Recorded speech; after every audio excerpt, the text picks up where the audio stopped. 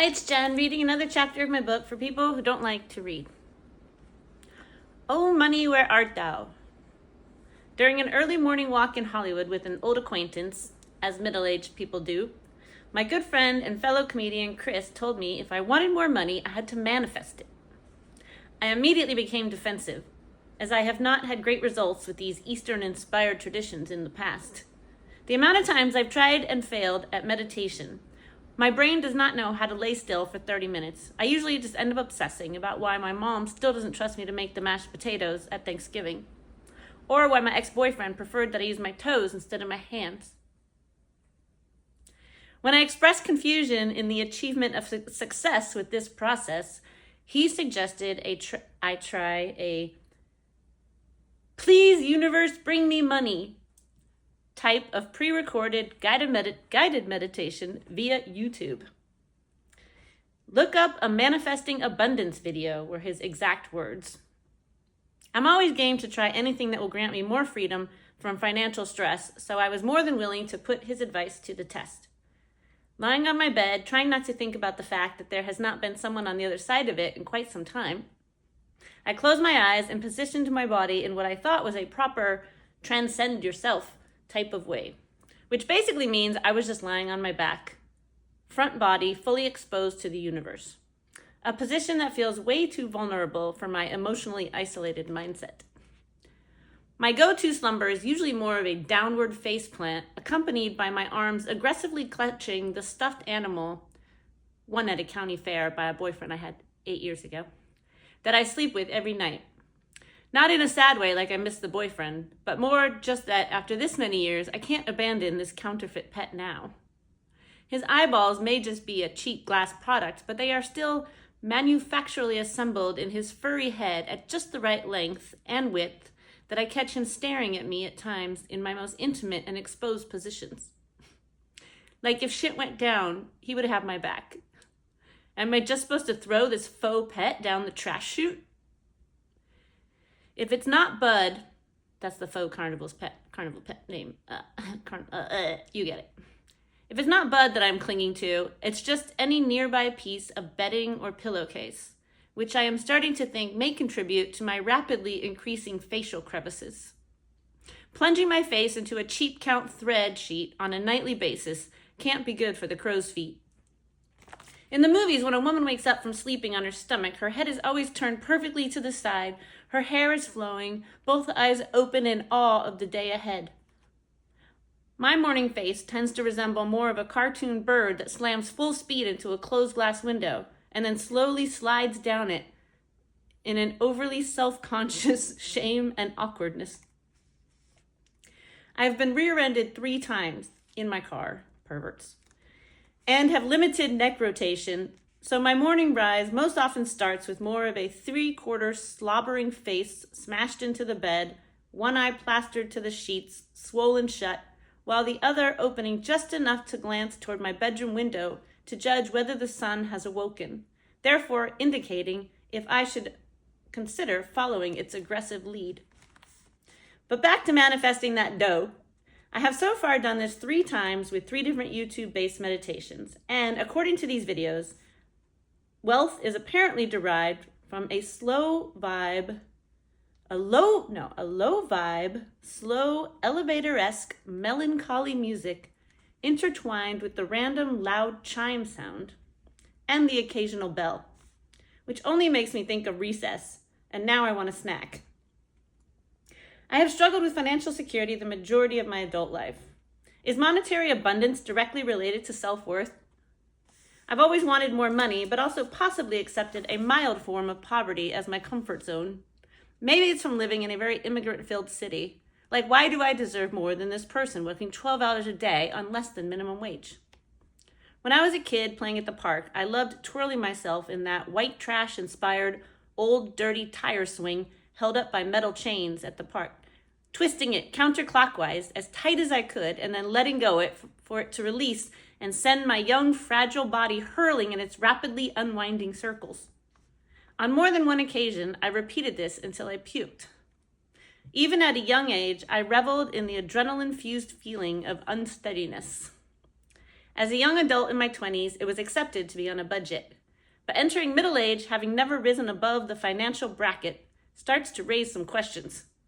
Questions I don't and may never have the answer to.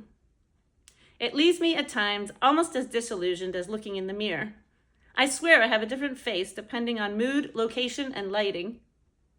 The parkour games I have to play with my body to get to my early morning dawn pee without catching a single glimpse of myself in the mirror should be recognized as a sport.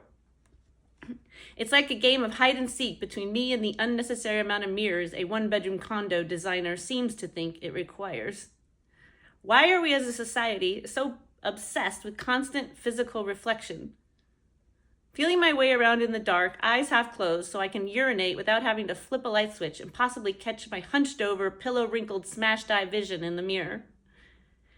The hunch over has nothing to do with my aging face, but the fact that I grew up in a back brace to treat scoliosis and still get sore from the short sleeping hours of inactivity. I need to be awake for at least 30 minutes before I can stand completely upright. Oh, how easily I stray off topic. Money! Manifesting is okay, but stumbling on it unexpected, like a great one-night stand, is even better. Winning money is exciting. Cities like Las Vegas have been built on the desperate desire for it.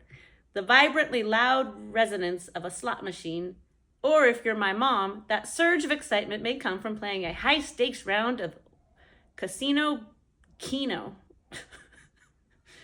Casino Keno at the breakfast buffet while waiting for your home fries. My mom loves Keno. Those pre-planned gambling holidays you make just hoping and praying to leave with more cash dollars than you arrived with. I have been known to get wrapped up in the luster of it all, but my real source of titillation comes from what happens outside the secure manufactured walls of wagers. Not winning, but finding cash on a random street slab of concrete or cracked LA earthquake-ridden, emotionally distressed sidewalks. The thrill of finding money when it was in no way involved in my intention for leaving the house. The low expectation of walking out the door merely to enjoy a cool, exhaust-filled summer breeze stroll and the latest released episode of the Joe Rogan podcast. I love Joe Rogan. Judge me, I don't care. Not knowing I'd make my return with enough dough to grab a ready-to-eat single-serving pre-packaged side of penne pasta from my local and favorite food outlet, Whole Foods Market.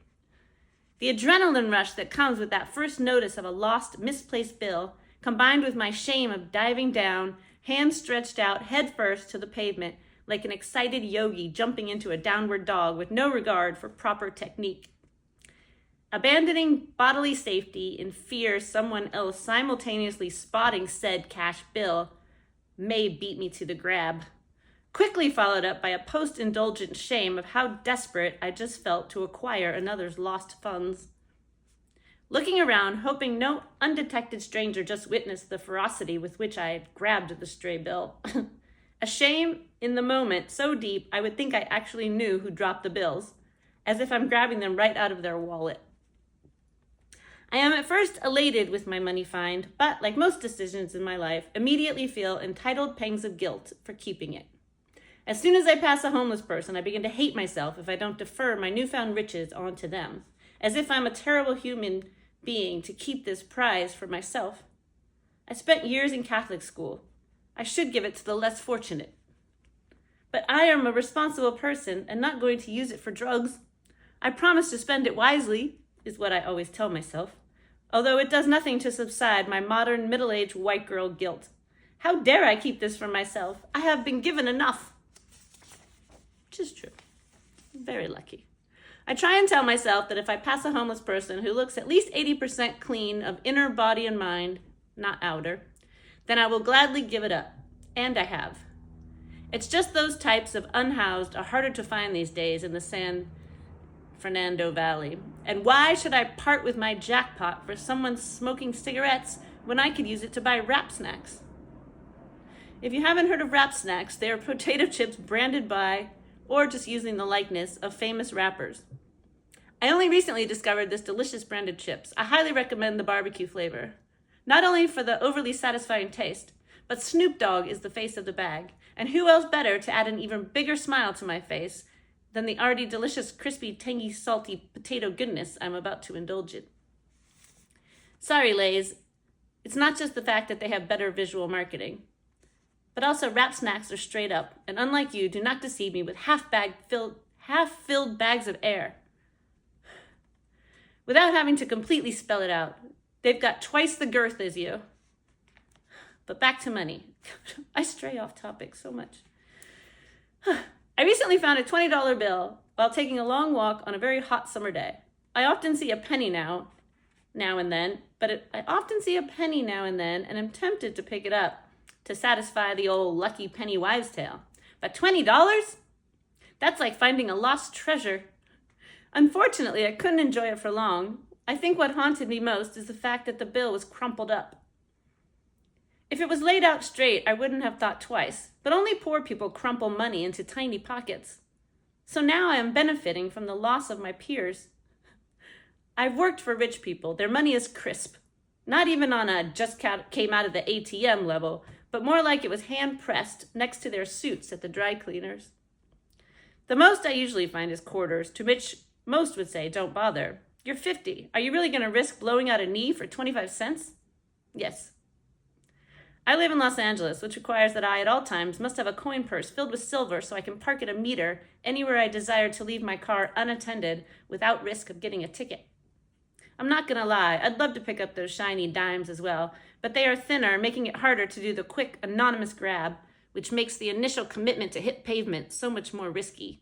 Because if I go down mid-stride for a quick, hopefully unnoticed swoop, but the human claw won't hold on to the prize, then I end up stuck, bent over, trying to peel a sliver worth of 10 cents off the dirty pavement, wondering if I should just bail and pretend to stretch a calf as if it was an Olympic training level athletic emergency. Hitting that ridiculous level of self-consciousness and possible narcissism that momentarily makes me feel as if every person driving in their car has suddenly halted to a stop to wonder why that usually fast-paced walking woman with abnormally large calves came to a sudden halt. I said sudden salt. Came to a sudden halt. I do have big calves. A few years ago, in the wake of the fentanyl-killing craze, my mom called to warn me about those loose bills that you find on the street because of a story she saw on the news about a lady that was walking down the street and picked up a dollar bill off the ground, and it unknowingly had the elusive murderous substance on it, and she died. Great. Just like premarital sex, another act of joy my mother has made me terrified of. I still picked up the 20 though, so I guess I have now defied her twice. Oops. This was a long one, and I'm sweating. It's 95 degrees here in LA. Anyway, I hope you enjoyed. Buy my book. It's on Amazon.